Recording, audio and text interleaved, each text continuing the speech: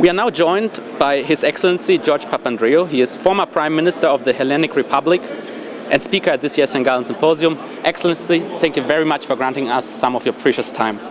Your session at the St. Gallen Symposium was entitled Policy Making Under Extreme Circumstances.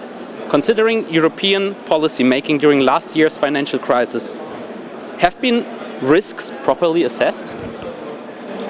Well, I would say that, first of all, the European Union in its construction is a construction, first of all, to deal with risks. One of the biggest risks, of course, in the previous century were the wars.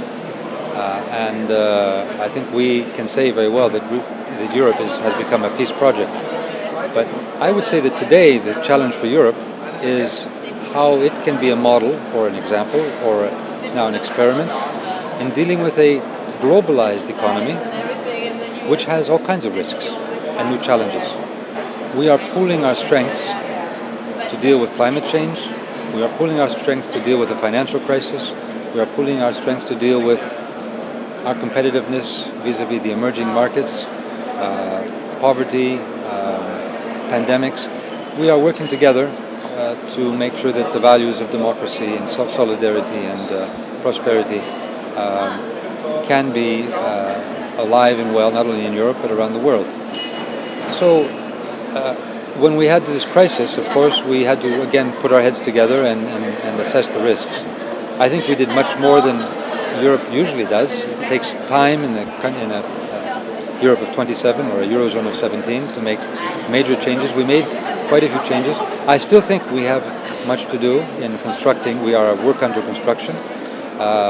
And we need to, under progress if you like, we need to do more things to strengthen the mechanisms in Europe, particularly in the euro, the monitoring, the fiscal pact which we have now, also growth strategies, and I would also add the financial system, where we need to look at issues such as tax havens, rating agencies, CDSs. These are, I think, important issues which we still have ahead of us. In an interview with the Huffington Post last month, you mentioned lots of spots of light in the pitch darkness of the Greek economy. What are these spots of light, and to what extent do they contribute to stopping the recession of the Greek economy? Well, I think, first of all, people realize in Greece that we have to change. And even though it's painful, and it is very painful right now, people are starting to think of new ways of entrepreneurship, of new ways of finding work or creating work. So, for example, we have young people going into agriculture. Not simply traditional, they will use the traditional, which we have great products, from our olive oil to our wines, to our fruits and our vegetables, cheeses, but to put them into a high quality, biological, ecological, and so on, link it with tourism and ecotourism or agrotourism and so on. We have also young people moving into high tech. For example, Greece now is developing very much in the mobile apps sector, and it's going quite quickly. So tourism, we're doing much better than we had in previous years, and there is much potential for the so-called green energy.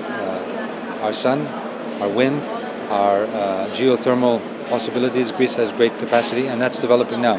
So these are some of the points of light in very difficult situation where people are taking the initiative and moving ahead. On 6 May, the general election will take place, the outcome of which will significantly influence whether reforms in your country will be enacted.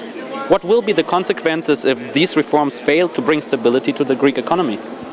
Well, first of all, I believe that obviously there will be a vote from some parts of society of protest. Many of these reforms have created pain. Some people are justly unhappy because they were not responsible. Others had privileges which we had to change, and opening up markets, for example, opening up for professions, helping the younger people getting into new professions. We opened up 150 professions in Greece. So I understand that there are protests and protest votes. My hope is that in the elections we will have a strong capability of a possible coalition for moving forward on continuing the reforms, and I believe that these reforms were necessary whether we had the crisis or not. We would sooner or later have to have these reforms. More transparency in the public sector, more efficiency in the public sector, more competitiveness in our economy, investing in more competitive industry and services, and this is where we are moving, and this is the positive aspect of these changes. Thank you for those insights. What motivated you to come here to the St. Gallen Symposium and contribute to the dialogue? Well, I heard a lot about the St. Gallen Symposium, and first of all, it's unique because you, the students, are running it.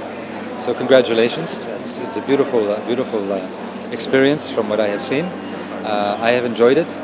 I also enjoy this intergenerational discussion because I think we can learn a lot. The older generation from the younger generation, not only the younger generation from the older.